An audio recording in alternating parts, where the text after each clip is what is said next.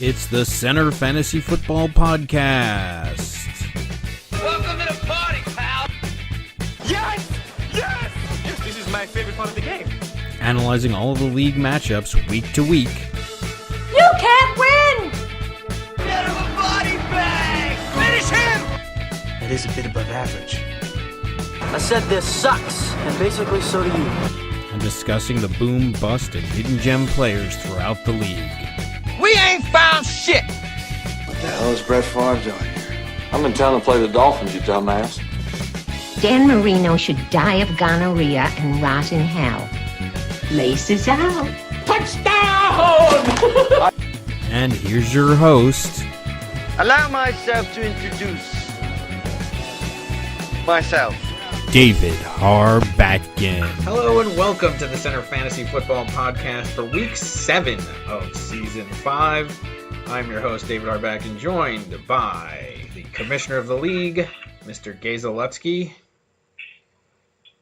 Greetings, fellow league members. It's apparently going to only be the two of us, as I guess Dr. Hockey's just a little too distraught to be here. Not officially, he's not answering. And the Millennials has not returned the call, but I'm not disappointed about that, being that he would be the only one with a victory this week, and I don't need to hear it. So I am not pressing the issue in the slightest. Anyway, let's get into the last week's results in this turning point of the season, as we have now approached the halfway point. We're actually going to surpass the halfway point of the season after this week. But before we do that, we will look back at last week's games. I guess let's start. I don't know. Where do you want to start? Want to start at the Blues versus the Tillett Trey team? Let's do that. Yeah, let's start there. Why not? So, this was actually a good game. Going into the game, both of these teams were, well, I don't know what they were, but I know what they are afterwards. Anyway, the Blues moves to 4-2 in fourth place, and Tillett Trey team drops to 3-3 with a 123.82 to 116.52 victory for the Blues, on the back of, I don't even know, really. I mean, I guess the Baltimore defense got 19. That was their highest scorer. Interesting.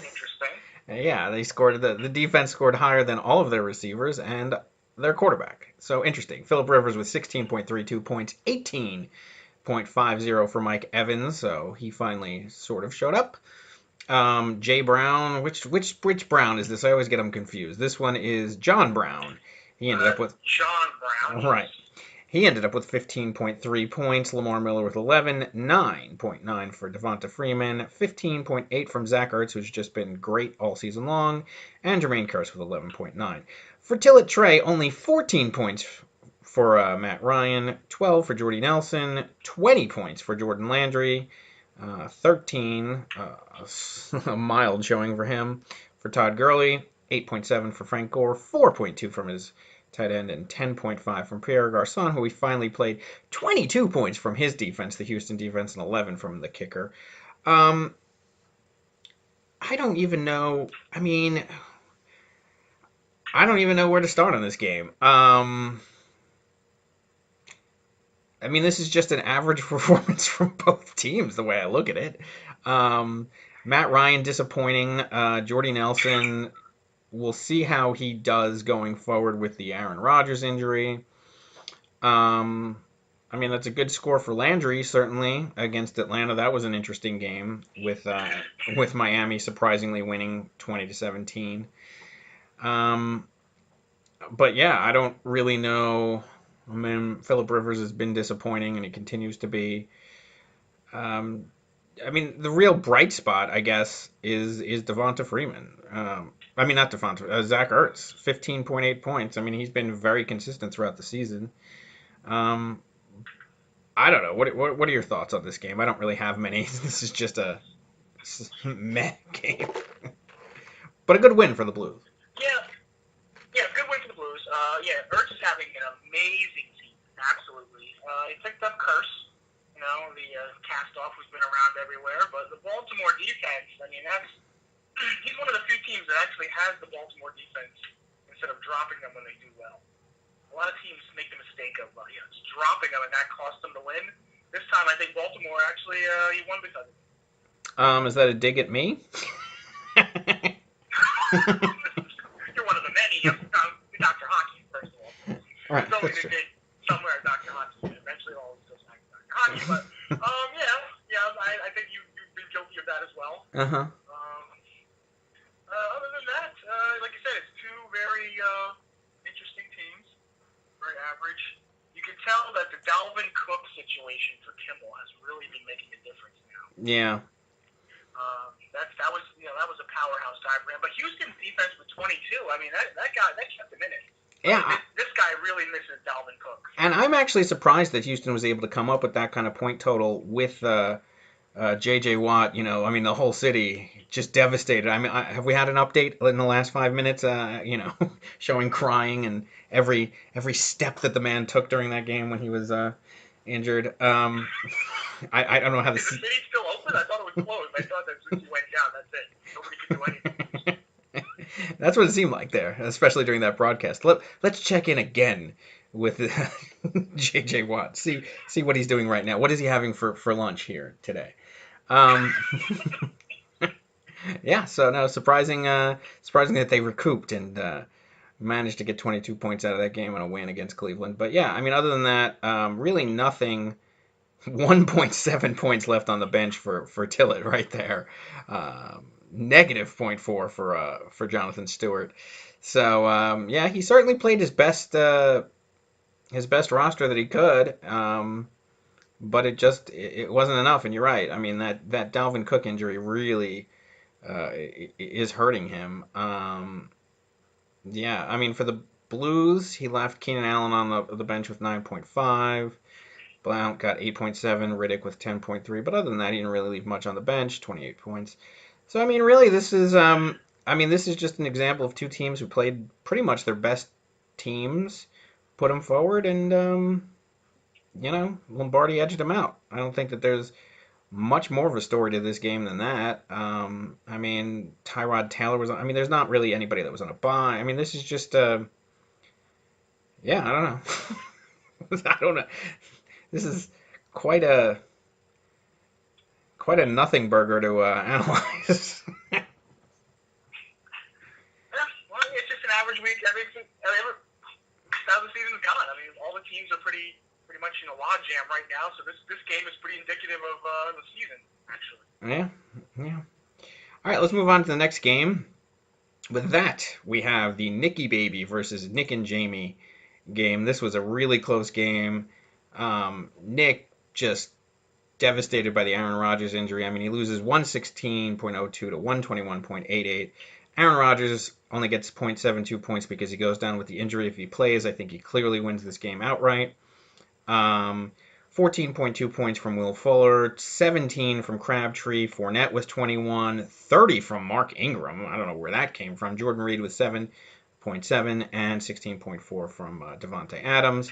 Not much from the kicker or the defense. For Nick and Jamie, with their newly revamped awesome team, they have 21 points from Brady, 29.5 from Antonio Brown, 11.1 from Alshon Jeffrey, 5.2 from Jones, 1.7 from C.J. Anderson with a disappointing game there against the Giants, 26 from Gronk and 10 from Rashad Matthews, and the New England defense gets 11. So, he did leave Adrian Peterson on the bench with 25 points. So this win could have been much worse, though it wasn't. Jacksonville finally turns in a kind of disappointing performance with only 4 points. For Nicky Baby, Emmanuel Sanders and Jackson got 12.8 points on the bench, but frankly, the receivers he put out there did a better job than the ones that are on his bench. So, it really came down to the Aaron Rodgers injury. That made the difference. Even had he played, which you wouldn't do, obviously, when you have Aaron Rodgers, but even if he would have played the horrific Bears quarterback, Trubisky, who got 11.72 points, he would have won. But I mean, you can't plan for that. So I mean, that's really the story of this game. I mean, the story of the season going forward for Nick and Jamie is going to be now, because previously we always talked about how they were a three-headed monster. All they had was Brady, Brown, and Gronk, and now they add Adrian Peterson to that mix, and they become a four-headed monster, and that becomes very dangerous as a team. So this is a big win and a good win for them. It moves them to 500 to 3-3, knocks Nick down to the log jam there. Nick could have been in first place, sole possession of first place, but misses out on that opportunity. But Nick and Jamie take advantage of their opportunity and really get themselves right back in the mix of everything with a 3-3 record. So, I don't know. Your thoughts on this game? Well, this is just like the Kimmel Lombardi game. Very similar score, very low scoring. Low differential. Jones this time not producing as like he did last week. Otherwise, they would have been in solid control this one. Let's see. So Brady, Brown, and Gronk show up. Yeah, I think you're right. Once they get that fourth head and that four-headed monster now, these guys are going to be rough. You're going to have four people churning out ridiculous points every week. Yeah. These guys are going to be brutal. Yeah. Hopefully you played them before they got Peterson. Although I didn't, and I'm playing them this week. So, yes, it's certainly brutal. I'm not happy about it, and that's why this is also a key win for them to get to get it without even Adrian Peterson in there. So, yeah. They're definitely on the upswing at this point. I mean, it's really anybody's game if you look at the league and the standings anyway, but they seem to be a team that, you got to watch out for, especially at this point. And like I said, Nick did all the right coaching moves here. It just didn't, with the Rodgers injury, that's really what this game comes down to. It just didn't work out because of that. But, 5-point victory, I don't know. In terms of Nicky Baby going forward with Rodgers out, he was a key cog in their team. What do you think the impact of that's going to be going forward? Because he was heavily reliant on Rodgers. So without that, I wonder how that's going to affect his team now. Oh, yeah. Well, first of all, Nick almost won this game. Nick and Jamie didn't pull it out until the Monday night game. Yeah. So he really kind of had to win this one because now it's kind of a situation where it's all just going to be smoke and mirrors for his team without Aaron Rodgers. He needs a solid quarterback in there. And that's been few and far between. There's been Deshaun Watson. That's been a bright spot. But other than that, quarterback is looking pretty slim out there. So he's got Tversky going for the Bears next week. It's going to be pretty rough for Nick. Yeah. He's still got Fournette, who's good. I don't think Ingram is going to turn in this kind of performance again, though. Who knows? Maybe. I guess he got a boost from Adrian Peterson being gone. But yeah, I don't. It's going to be tough sledding going forward. I don't even know if you could count on Crabtree to get those kind of numbers. You traded away Fuller to me for Stafford, so at least it gives him a quarterback, but I just don't. He still has some receive. He still has Jackson. He still has Emmanuel Sanders. Terrell Pryor is garbage, as are all the receivers on Washington for the most part. But it's going to be a tough sledding going forward with Rodgers down. It just shows you that how in this league, week to week, you never know. One thing can just change a season, and this is a case where it very well might have done that. But good win for Nick and Jamie, and they're a team that you really have to look out for going forward. Who would have thunk it? Once you got a three-headed monster, all you need is that fourth guy. Maybe I should draft like that next week. Exactly. All right, let's move on to the next game. Black Ice Dynasty continues their winning streak with a 111 to 79.66 victory. Why couldn't this have been the week that Miner had last week? It kills me. This is the thing about Miner's. He ends up with a fortunate matchup in that the Lightning Rods only turn out 79 points. But this Jameis Winston, who had 20 points last week, gets 2.44, 2.9 from T.Y. Hilton, who had a ridiculous score last week. The other Brown, what is this? Jerron Brown, I think is his name.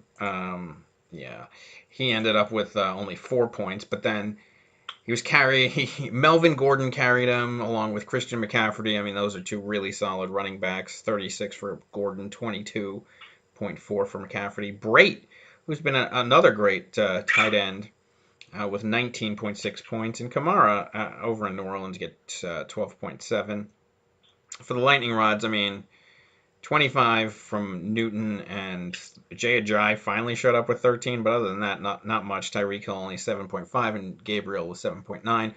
2 for McGuire, the backup in for the Jets, and Kyle Rudolph with 9, and Martavius Bryant with 4.7. I mean, just an ugly game. I mean, and so the Lightning Rods have had the like, I mean, they've had some decent games. I mean, nothing like outstanding, but they've had the games where they can get, in the 110 to 120-ish range. And then they've had these kind of games where, like the one against me, where they got 59 and then the 79. So, I mean, they're doing kind of the same thing that Miner is doing, where it's like some weeks it's a huge score and then some weeks it's not. Um, but the problem, but I think the floor for Miner's team is much higher than the floor for the Lightning Rod team, and his ceiling is obviously way higher in terms of that. So, um, I think it's a fortunate for Miner in the scheduling here for the to get the win out of this game, because this was definitely a game where he would be vulnerable. But it all comes down to wins, and he got one. So, yeah. Yep, yeah, definitely.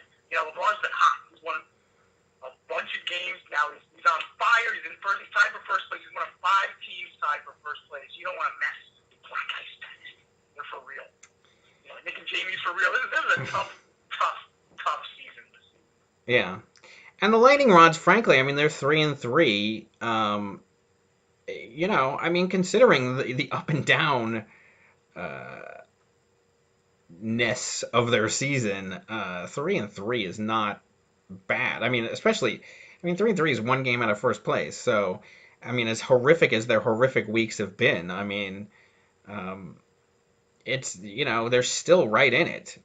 So, I mean, if I'm the Lightning Rods, I'm feeling like I'm skating. I'm skating on thin ice, but he's still skating. So, I don't know what to say. He's still got a chance. I mean, everybody's got a chance except for one team. But Poor Dr. Hockey. I know. So, anything else on this game, really? No, just Lightning Rods. Got another hot Miner team. I mean, I think it's the opposite. I think that they got they had a horrific performance themselves. I mean, I think that's what it is. I don't think this was a Miner. I think Miner got away with one here. Is really more than anything. All right, well, let's move on to that.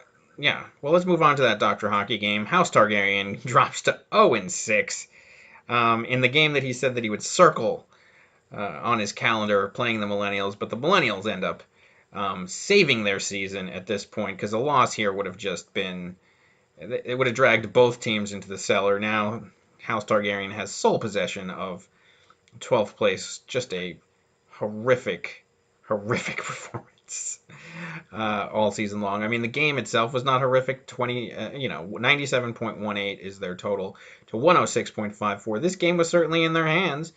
Carson Wentz with 27 points, 22 from Golden Tate. Julio Jones with 13. Duke Johnson with 6.9. Here's the real mistake that Dr. Hockey made, which was Andre Ellington with no points after Adrian Peterson comes in. Hooper got 11.8. Marshawn Lynch with 6.3. For the Millennials, Alex Smith cooled off a little bit with only 17.14 points. 7.8 from Amari Cooper, who's also been tremendously disappointing. But 18 from Kelvin Benjamin, and 18 from Jordan Howard, and 24 from McKinnon, who's been a great pickup for him. And then the rest of the roster, 5.4 and 5.8 for Cobb. But if you look at this game, I mean, the real story of this game was, the fact that it's clear he needed to play. He just needed to play Marshawn Lynch in the RB2 position, and then put in Evan Ingram at the flex or at the tight end and put Hooper down there, and he would have won. I mean, that's the difference in this game. no way around it. I mean, for the Millennials, he kept Marvin Jones Jr. on the bench and Aguilar with 15 points on the bench. Marvin Jones had 21 points. But, yeah, I mean, hockey has been playing games and shenanigans with his tight ends all season long. He seems to every week make the wrong decision on it, and this week he did again, and it cost him again. So, yeah, just a pitiful season. I don't know what to say. He's just making all the wrong moves, and look. I'm not gonna be as brutal. Beautiful. I'm just saying it's a pitiful season. I don't know how to quantify. I mean, like, I'm not necessarily blaming him, but I'm saying that he's made all of the wrong moves at all the wrong, like, I did it again. I mean, look, for the Millennials, I mean, he's got to feel relieved about this game, because at 2-4, he could still come back and make a push for the playoffs. I mean, look, he picked up McKinnon, who's been really good. He still has Alex Smith. If Jordan Howard can perform, I mean, he could do all right. He's got to do something about Amari Cooper. But other than that, I mean, like, he has some pieces, and the McKinnon piece really does help him. But, I mean, he's still behind the 8 ball with a record in 2-4. But like I said, everything's so close. I mean, he's only, I guess it's 4 games out of first. But, I mean, out of a playoff spot, he's 2 games out of that. That's not really that much. So for hockey, it's pretty much over. He's playing for $5 a game at this point. But well, hockey is the reason why you love being commissioner, because you don't have to pay him back any money. His wages, of course, will go to somebody else, but it's nice. You don't pay hockey's $0. Yeah, he's a great customer. Yeah, he's my favorite customer. Yeah. Don't even have to send anything at the end of the season at this point. Don't even have to wire back any money. Exactly. Just don't even think about it. Yeah, I mean, I don't know what else to say about that. We'll see if this can jumpstart the Millennials. Yeah, I mean, that's really the question. Whether or not this is a start, or this is just him playing House Targaryen, and what are you gonna do? I don't know. Any other thoughts on this game? Not really. Not really. I think that the Dr. Hockey show continues. We'll see what he cobbles together next week. Yeah. All right, let's move on to a game that I know you have some thoughts about. Dave's Secret Crutch versus the Hackettstown Hagglers. A 130.88 victory to 93.60 for Dave's Secret Crush. Certainly, I know Lombardi is thrilled about this victory, just for snooty rubbing in points or whatever it may be.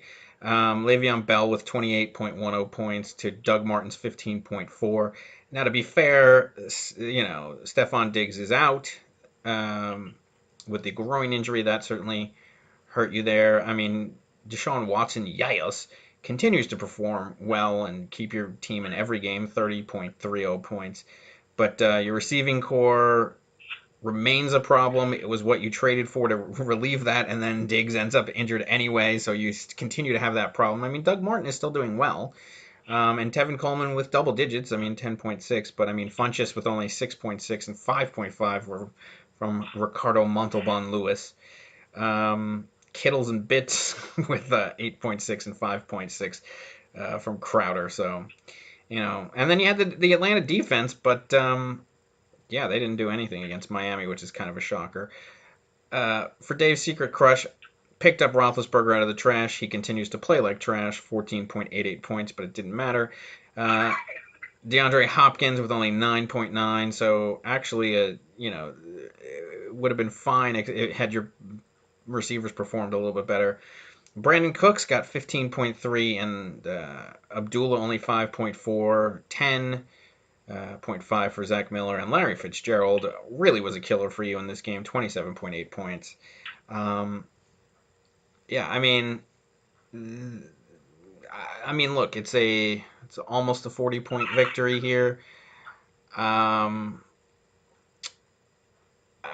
I mean, I don't know. You can't account for the Larry Fitzgerald thing, though. He's been playing really well. I mean, other than that, kind of winnable. But you definitely need a little bit more. I mean, what was on the bench? I mean, you really left nothing on the bench. I mean, everybody's injured on your bench, and Cooper Kupp got 5. So, I mean, you played the best roster that you had.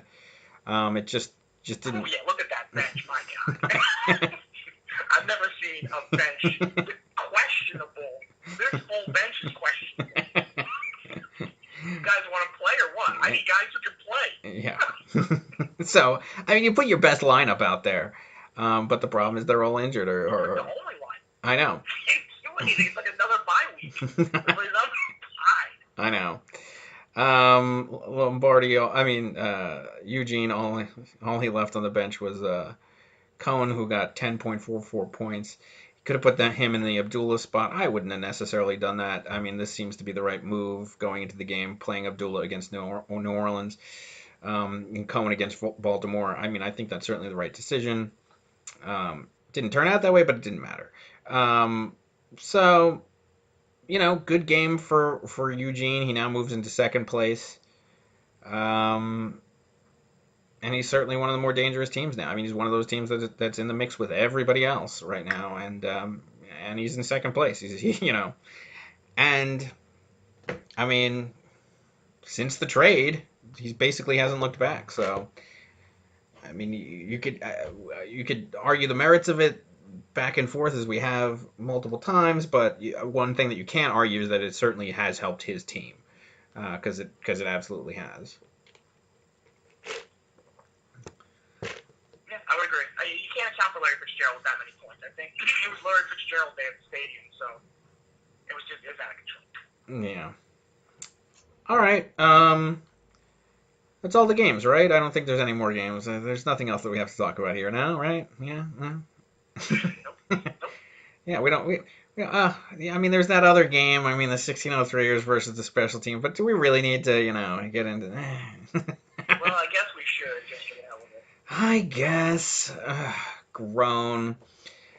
So going into the game, the 1603ers were 4-1. The special team was 1-4.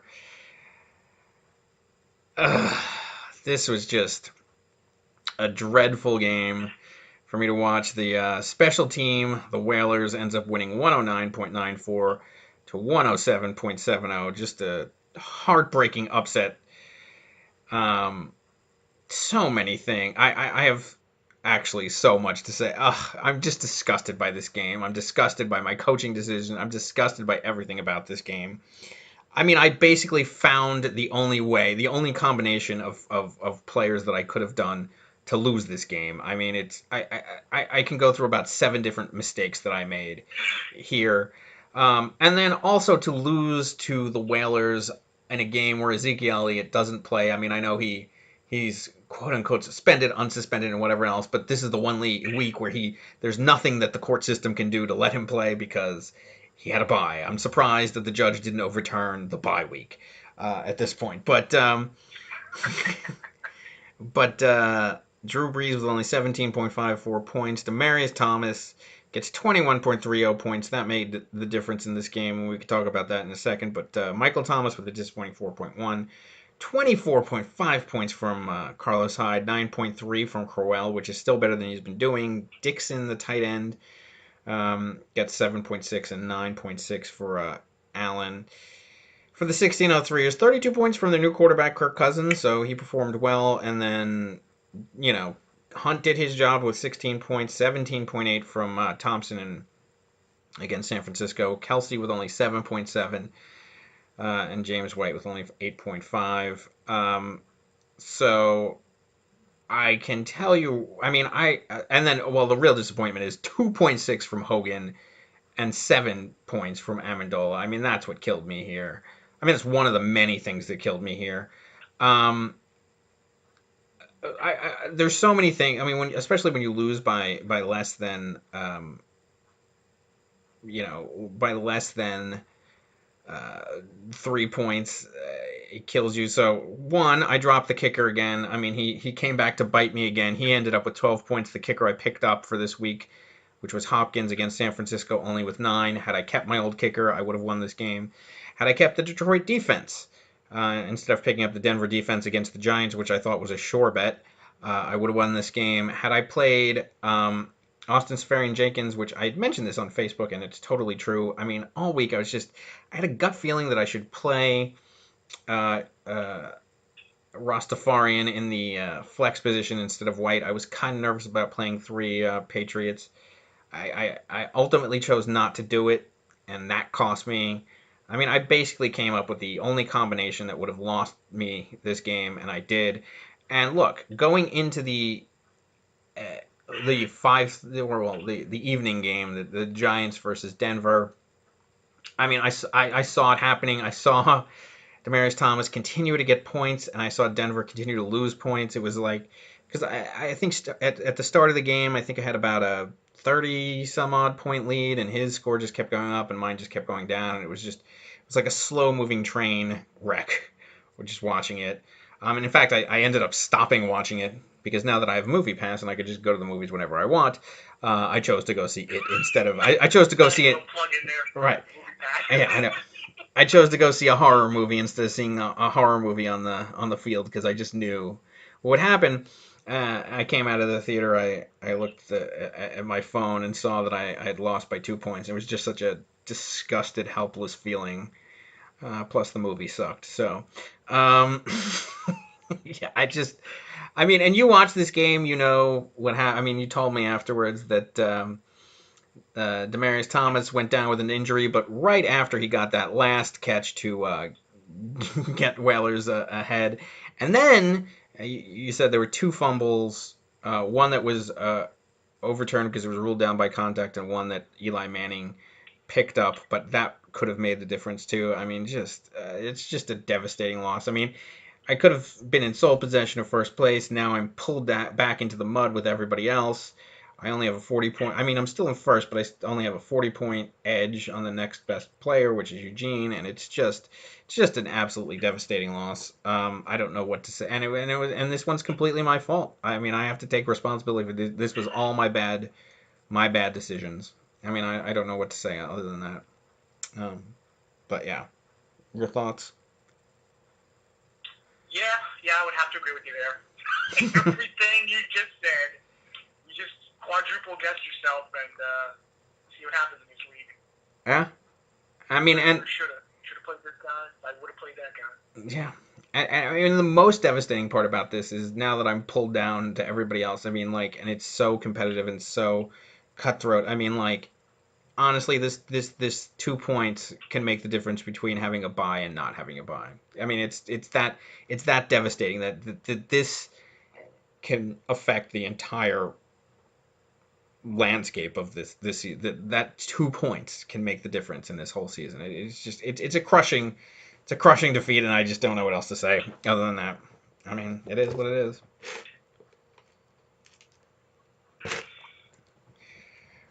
All right, well. All right. Well, looking at the standing, I mean, like, yeah, I mean, so we're at the halfway point basically. Now, if we look at the standings, I mean, it's so close. Everything is. So you have 1, 2, 3, 4, 5 teams tied with a 4-2 record. Then you have 1, 2, 3, 4 teams tied with a 3-3 record, and then just right behind them, there's 2 more teams with a 2-4 record. I mean, I don't ever recall seeing a league this close this far into a season. I mean, it really is anybody's game at this point. Yeah, I just don't even know what to make of it at this point. I mean, the difference between 1 and 9 is a game, 1 game, and the difference between 1 and 11 is 2 games. So, you know, hugely competitive. Yeah. But with that, let's move to the games coming up this week. I don't know. Where do you want to start? Dealer's choice. Games this week. Let's see.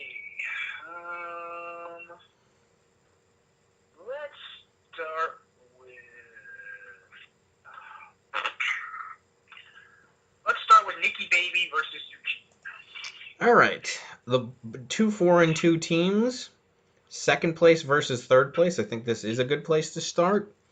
This is a really important game. The winner of this game could find themselves in first place. I hope not, but they could. The loser of this game, they're still well within it, but has a much more difficult road. Now, right now the projection is 130 to 106 in favor of Eugene. Looking at the lineup, he's got Russell Wilson at the Giants, Cooks versus Atlanta, Baldwin at the Giants, Le'Veon Bell versus Cincinnati. He now has Darkwa versus Seattle, Witten at San Francisco, and Larry Fitzgerald at the Rams. For Nicky, maybe at the moment, he seems to be starting Trubisky versus Carolina. That seems to be a mistake, Bob. But I don't know. I mean, look, Stafford's on a bye this week, his new quarterback, so he can't play him. I thought he picked up Dalton. Did he not? Yeah, he did. I don't know. He did. I mean, Dalton's playing at Pittsburgh. I mean, look. What did Dalton do last week? He got 17 points. I mean, look, Trubisky. Carolina's a good defense, and he only got 11 points. I think that is a tremendous mistake right there that he's making. But I don't know. He's got Crabtree going on the Thursday night game versus KC. I mean, that might not be a bad play. Devontae Adams versus New Orleans with the new quarterback. I mean, look, New Orleans is still a defense that gives up a lot, so that might not be that bad a move. But we'll see how well he does with the new quarterback in there. Fournette at Indianapolis. I think that's potential to have a good game, though he's listed as questionable. He had an ankle injury. But he's expected to play. Mark Ingram versus Green Bay. He might actually have a good game. Jordan Reed, I think he's healthy again. Maybe he'll do much better for Washington at Philadelphia. And Deshaun Jackson at Buffalo, which is not that great a matchup. But the Jacksonville defense looking for a bounce-back game against Indianapolis, and I think they might get it. Other than that, I mean, Sanders is out. Stafford on a bye. Aaron Rodgers out. And then he's got Cook, Pryor, and Dalton. I mean, like the only difference or the only change I would make is I would put Dalton in there instead. For Eugene, his bench, look, he's got Bilal Powell, who's still questionable. I mean, I don't even know why he keeps Roethlisberger on the team. Whatever. There's a couple other guys in a bind. Tariq Cohen versus Carolina would be the only difference to make. Would you play Cohen or Darkwa? Darkwa's been getting some looks, but I would probably play Cohen. That's the guy you paid big money for in free agency.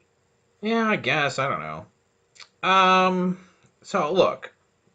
Cooks has been hit or miss this season. I mean, there's games where, he got 32 in one game, but then it's like 6.3, 7.2. I mean, it's really... I mean, there's also the Hogan injury, so he might get more looks this week. In which case, if he does, then all right, he'll do better. I think Bell will do fine. Russell Wilson, I mean, he had 2 weeks where he got 41 and 33, but then he had like 14, 7, and 8. So, I don't know. He's hit or miss too. This Giants team, I mean, they finally got the win. I don't know. I mean, he'll do better than whatever guy Nick puts in there, whether it's Trubisky or Dalton, but it does affect Doug Baldwin's play. And Larry Fitzgerald going against the Rams, who, they're one of the better defenses against receivers. I wonder whether or not he'll have a game like he did last week. But I think it's very possible now that they have Adrian Peterson in there, basically filling in for what was the David Johnson role, and that opens up the receiving core to a lot more opportunities. So I think that I think Eugene wins this game. I don't even think it's that close, to be honest with you. Most likely, yeah. With Trubisky, I mean, that's the whole thing. With Rodgers out, now it's like Trubisky, really. Yeah, I mean, I don't know about that. I mean, even if he puts in Dalton, I just can't see. I mean, he would need Crabtree to have a great game. We need Adams to really perform at New Orleans. Fournette has to not be injured. He needs a lot of things to go right. I mean, Deshaun Jackson against Buffalo. I mean, this is a tough week for Nicky Baby. I think he falls in this game, and I think Eugene continues his winning streak. Yeah, I'd have to agree with that. That would be 5 straight for Eugene. That would be something. That would be something. That would be something. All right. Well, guess we could move on to the next game, which I don't know. What do you want that to be? You want it to be Eugene's buddy, his little office buddy there, versus you? Oh yeah, his office buddy versus me. That'd be a great game over here. Lombardi over here. Yeah, I know Lombardi is certainly looking forward to Doug Martin not having a good game. I think he would just relish that opportunity. So the projection right now is 115 to 91. I think that so. One of the major things that you got to look at in this game is that Deshaun Watson, is on a bye this week, and that hurts the Hagglers a lot. But you have the backup in Green Bay going against New Orleans. Now, that could, we don't know how he's going to perform, but I think that it's an opportunity. I mean, look, New Orleans defense is weak. If he could play, there is an opportunity there for him to do really well. But he could also be horrid. But I mean, I don't know what other options you really have with him out this week. You picked up Eric Decker. I think that's a good pickup. And he's at Cleveland, which I think is a good matchup. Right now you're playing Cooper Kupp versus Arizona. I actually think Kupp might actually not have a bad game versus Arizona. Doug Martin against Buffalo, that's kind of a rough beat, but what can you do? Tevin Coleman at New England, countering Devontae Freeman at New England, so that kind of cancels each other out. Kittles and Bits versus Dallas. I think that he might have an okay game there because also San Francisco has their new quarterback coming in replacing Brian Hoyer. And he might try to use him as a safety valve. And honestly, the Dallas defense, or just Dallas in general, when they've been playing, and they've been pretty high-scoring games. And then you pick up Jack Doyle versus Jacksonville. I think the Jack Doyle pickup is good. I think there's a couple of question marks here still. I mean, first of all, you're hurt by, I know you picked up Alfred Morris in anticipation of Elliott being out, but now he's not, so obviously you can't play him. You have a couple of question marks with Stephon Diggs. The only other guy who's not injured has a bye. Right. So these are the only eligible players once again who will be playing. So what are you going to do? These are literally the only players you can put out there. Well, yes, though I think that okay, so I don't. What's this? Let's look at the status of Stephon Diggs. He didn't practice on Wednesday. Still sidelined by the groin injury. Which okay. I think that's kind of risky to play. Smallwood looks like he might actually come back based on what I read. They're saying that he's expected to play against the Redskins. It's a Monday night game. He practiced.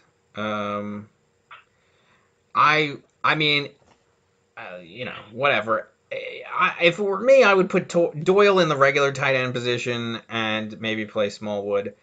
I think you got to monitor that situation, but I don't know, because I think Shepard's still going to be out, and I think Sanu is still going to be out. So I think we'll see if Diggs plays or not, but it looks like he might not.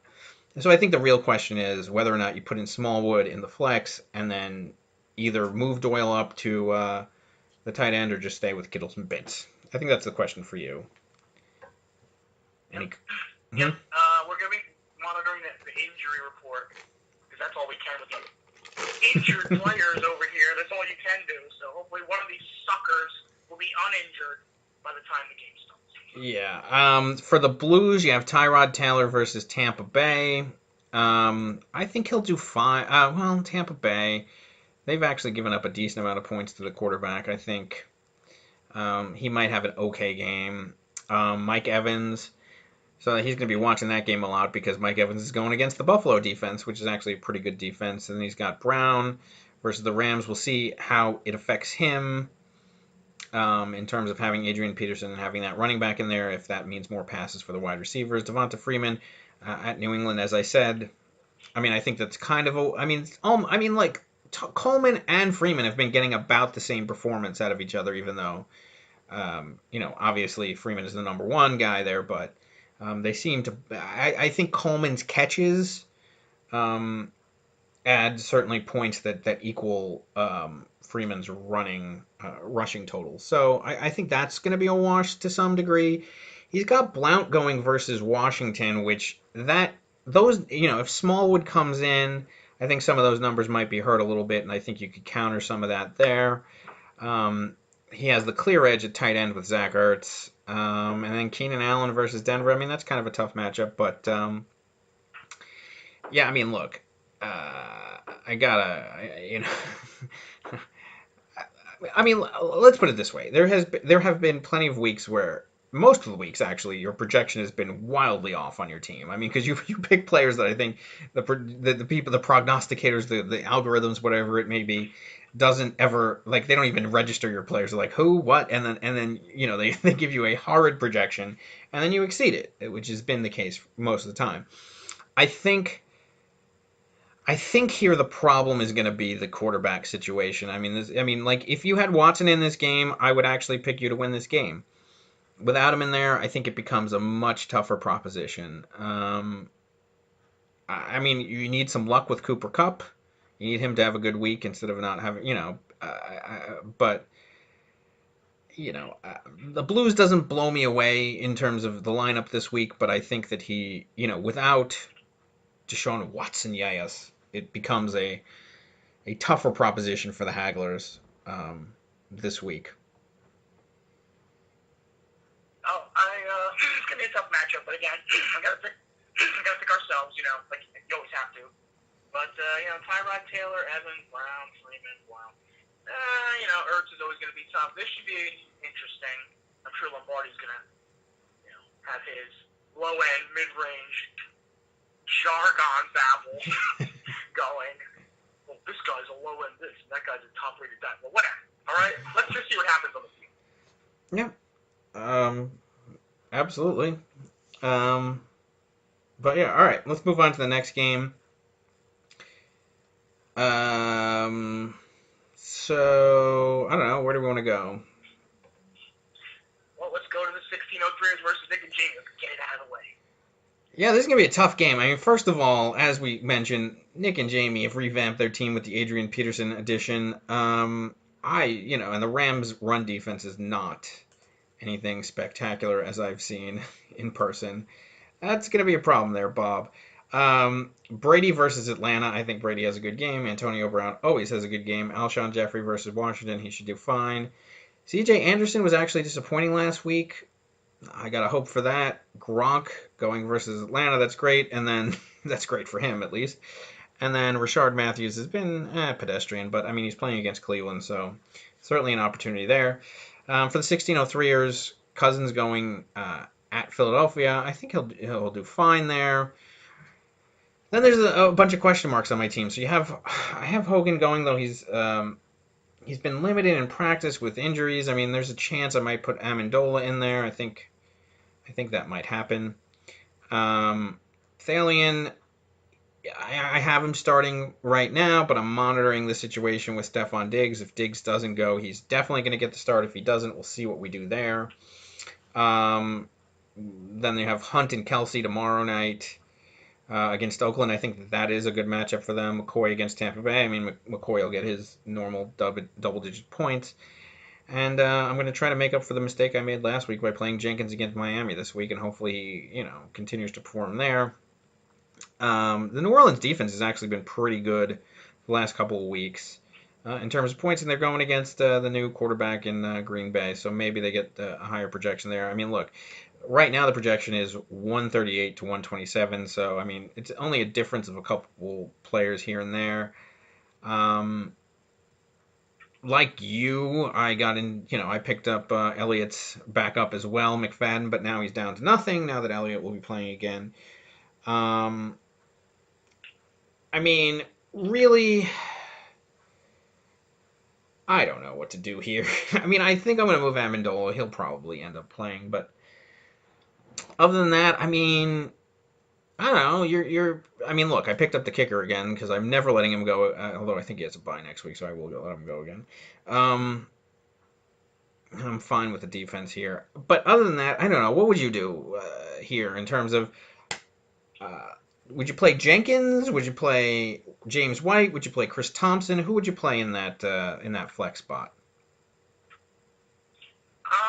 I would probably play Jenkins because he's got the hot hand with the Jets. Would you play him over Chris Thompson?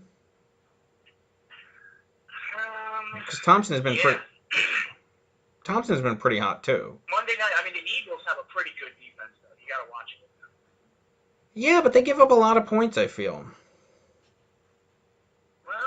Well, it's the Jets. Remember, don't the Jets are the Jets. But they are playing Miami, and then Miami is Miami, so. I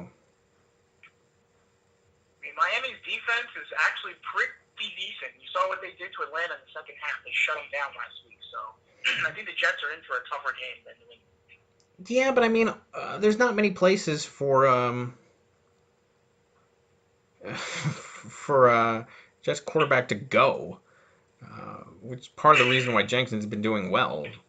He's been getting a lot of targets. Got 11 targets last week. I don't know. I mean, I'm really on the fence with this line. It's tough. I think that the Miami defense is tougher than they look. I mean, the team looks horrible, but the defense is solid. Yeah, I mean, I don't know. I'm still leaning towards Jenkins at this point, but I do think I'm pretty sure Amendola is going to play instead of Hogan. But yeah, I mean that's pretty much it. I think. I've noticed that I'm a complete jinx in sports anyway, so I'm going to pick Nick and Jamie in this game. I know that I get mocked for this all the time, but I'm going to pick them anyway. But I know that I'm a jinx. I was going over. I mean, the fact that the Dodgers are going to make it to the World Series probably just proves how much of a jinx I am, being that I've had season tickets for the last 10 years, and then this is the year that I finally gave them up because I thought the prices were too high, and of course they're going to go to the World Series, and they're probably going to play the Yankees. And I could have made a bunch of money just selling the tickets or just going to the games. But no, I didn't. And, yeah, of course they're going to go now. I mean, I could go back on my history of going to watch the New Jersey Devils in person and seeing just the most horrific losses in their history. I mean, I'm just a jinx when it comes to sports. So I'm picking Nick and Jamie because, it's the only way I'm going to pull out a win here. I look have to go with Nick and Jamie. These guys are brutal. I wouldn't want to play these guys. I know. I don't want to play them this week. This is a terrible week to play them on top of everything else. Yeah. All right. Well, let's move on to, I guess, the lightning rods versus the special team. This is really a question of, I think this is an interesting game. It's a question of whether or not the Whalers can get himself back into the season. I mean, they escaped last week, with their 2-point victory, and they got to follow up on it if they want to have any playoff hopes this week. And knocking down the lightning rods at this point would be good for them. Would be good for them and really bad for the lightning rods, because if the lightning rods can win this, I mean they end up being 4-3, and they would knock the Whalers down to 2-5, really making a chasm between the two. Whereas if the lightning rods lose, they have the same record. So and it becomes a much closer battle. But so let's look at the game. You have Drew Brees going at Green Bay. So you have him going against a team without Aaron Rodgers. That certainly helps, but it is on the road and he doesn't perform well there. And then he also has Michael Thomas at Green Bay. So I don't know. I'm not loving that matchup for either of those guys. Then he has Allen Hurns playing at Indianapolis. I'm assuming people are on a bye this week for him, if that's the case. No, not really. He's just choosing to do that. And, I mean, he's sitting Demaryius Thomas, but that's because he's on, he's questionable after the injury. I don't know. I guess that's the right decision, kind of. Although Allen Hurns doesn't I mean, who knows? Carlos Hyde versus Dallas, Crowell versus Tennessee, Dixon at Chicago, and then the big man, Ezekiel Elliott, at San Francisco, who I think that's certainly going to be a difference maker there. For the Lightning Rods, he's got Cam Newton at Chicago. I think that's a good matchup for him. Tyreek Hill going on the Thursday night game at Oakland. We'll see if he performs again. Tyler Gabriel at New England. Jay Ajayi, who finally had a reasonable game last week versus the Jets. We'll see if he can pick up on that. And then McGuire, this guy who got nothing last week. I think he's got to. I mean, look, I think he's going to change his lineup up a little bit, and I think he puts in Dez Bryant, or at least he should, especially for Tyler Gabriel. Rudolph versus Baltimore and Martavius Bryant versus Cincinnati. I mean, yeah, I don't know. I'm going to pick the Whalers in this game, even though I think it's going to be a sloppy game, and I think the difference is going to be Ezekiel Elliott. Again, I renew my objection for whatever that's worth, which is absolutely nothing at this point. I mean, I am so aggravated with this nonsense. Yeah. It's quite frustrating, and the most frustrating part is that you have no idea how it's actually going to shake up at the end. Like, I mean, I don't know. I mean, at least if he's going to play, then you know. But now, frustrating, boss. Yeah. I mean, when is this man going to be suspended? And the two of us have guys on the bench, like, in anticipation of him being suspended, but who knows if it'll ever happen. I mean, and then do you get rid of him? Do you not? I mean, I don't know. I mean, for the Whalers, it's easy. You just keep them for as long as you can with that amazing legal team. But for the rest of us, it's kind of annoying to watch. It's ridiculous. But yes, I'm going to pick the Whalers in this game. And I think both these teams end up at 3-4. Yeah, I'm going to pick the Whalers in this game, too. Yeah. All right. Then a game that I don't think there's going to be much of a competition of who we're going to pick. House Targaryen versus Black Ice Dynasty. I think, without even looking at it, I think Miner continues to roll to his next victory. Right now, the projection is 117-88. Granted, that's with Golden Tate on a bye, so I would hope that Dr. Hockey makes the adjustment there, and his kicker is not available because he's injured. So if he makes those two adjustments, which you can't ever count on for Dr. Hockey, the projection will at least be closer. But at this moment, Miner has Winston at Buffalo. I don't think that that's the greatest of matchups, but he also has Carson Palmer at the Rams. I might play him if I were him. I mean, Miner's also obviously going to put in AJ Green at Pittsburgh instead. I mean, but I don't know. He's actually got a lot of options. I mean, he's got T.Y. Hilton versus Jacksonville. I wouldn't necessarily. I mean, I certainly cannot predict the performance of T.Y. Hilton, but I would certainly play AJ Green over T.Y. But there's also Brown at the Rams. I might play T.Y. and AJ Green and just put it out there. I don't know. Melvin Gordon versus Denver. I mean, it's a tough matchup, but Gordon has been great this season. McCaffrey at Chicago. I think that's a great matchup. Brate has been fine, and Kamara was pretty good too. So I think, good lineup for Miner there. For hockey, Wentz versus Washington. I think he'll do fine. I guess he puts in Richardson because that's his only other wide receiver for Tate. And then obviously Julio Jones. If I were him, I would continue to play Duke Johnson, even though he only got 6.9 points. And he's got to take Ellington out. And I guess put in DeMarco Murray, who's not been great, but whatever. You got to put him in. Maybe move up Hooper. I mean, play Ingram. I mean, he's got to play Ingram. I mean, if he wants to play Hooper and Ingram, play them both. I don't think that that's necessarily a bad pick, but either way, I'm picking Black Ice Dynasty. I mean, this is a no-brainer. I mean, whatever the right move is, I know that Dr. Hockey will make the wrong one. So even if he does make the right moves, whatever it's going to be. So yes, I'm certainly picking Miner in this game. Yeah, me too. Without hands down, it's Miner all day long. Yeah. Wentz is the only thing for Dr. Hockey. I mean, got to get Tate out of there, one of his best performers. He's got Hooper, another tight end. I think he's picked up every tight end in the league at this point.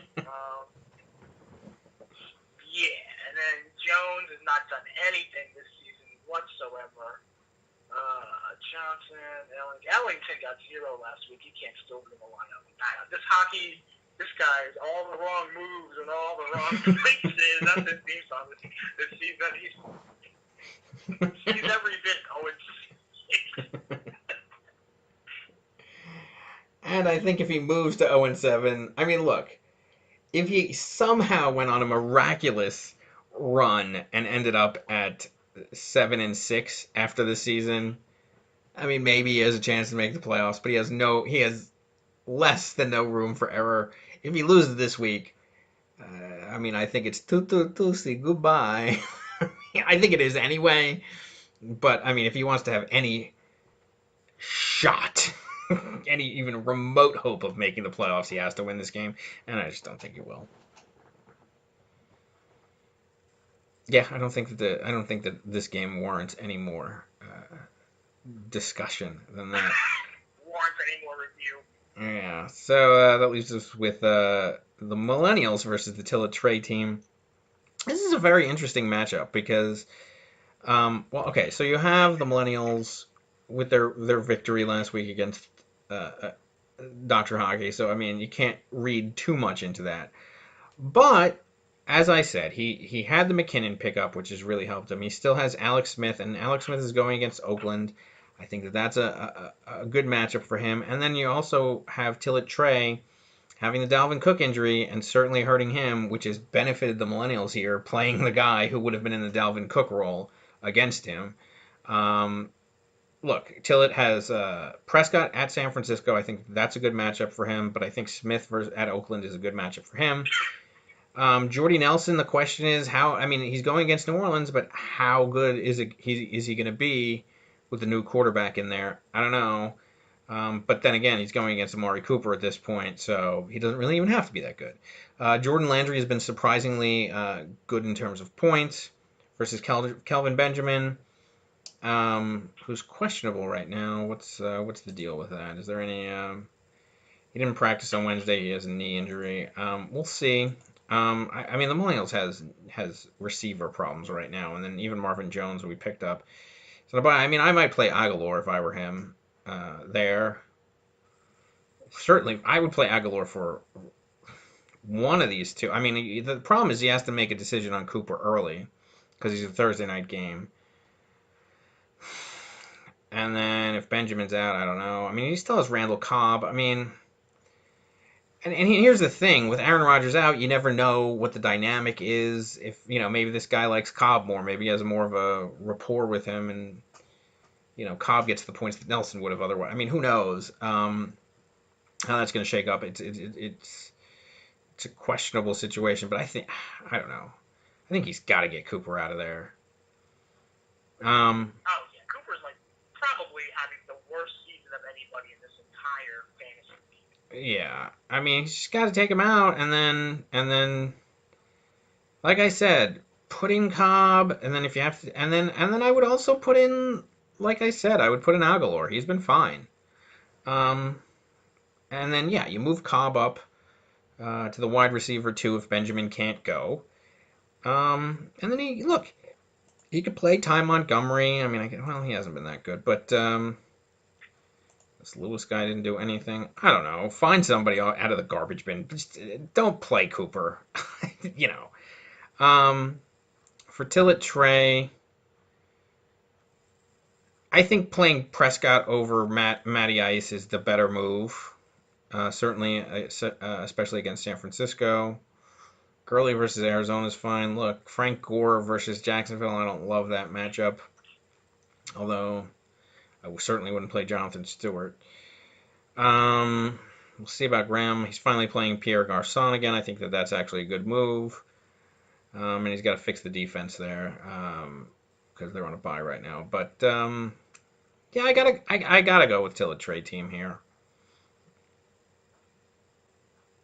Yeah, well, I gotta agree. Yep. I mean, Trey team all the way. Yeah, I mean, I don't think that it's impossible for the Millennials to pick, pull out a game here, but it's really dependent on whether or not they make the moves or not. And it really depends on how Jordy Nelson performs and if Cobb, gets some more touches. And I mean, there's a bunch of X factors in this, but I think that I think that Tillotray pulls this one out. I mean, if he doesn't, it becomes really interesting, especially if if the Whalers wins and the Millennials win their games. I mean, that becomes even more interesting in this league. you know, but we'll see. But I'm certainly gonna pick Tillotray, looking at this. The potential here. Is that all the games? I think that is. I think that wraps it up. Yep. Who are you going with for your lock of the week? I don't even know in this game. Lock of the week, anybody versus Dr. Hockey. Yeah, I mean Minor over Hockey. Yeah, clearly. I gotta go the same. I mean, because all these other games are actually very much up in the air. I just don't have any idea who's gonna win them, but I do know who's gonna win that game. Yeah. All right. Well, it should be an interesting. I mean, like it's been an interesting season. I think it will continue to be. And we'll see how all this stuff shakes out after this week. I mean, a lot of crucial games. We're past the halfway point at this point. Yeah, really interesting. A lot of storylines also. We'll see how Nick and Jamie improve them. Like if they're for real. We'll see about Eugene's team. We'll see how Nikki Baby performs without Aaron Rodgers. I mean, I certainly think that the 1603ers has been hurt from the Odell Beckham injury. I mean, a lot of question marks, but I don't think we're going to get much clarity after next week either, because I still think it's a dogfight throughout the league. But yeah, I think it's an important week at this point. Let's just say that for a lot of teams. Yeah. Yep, I would agree. Yep. All right. Well, I guess that's about it for Geese and myself. Thanks for joining us. We'll be back next week, where we discuss the shakeout of what happened on this week after the tables were turned after last week. So, all right. Thanks for joining us, and we will see you next week. All right. Bye, everybody.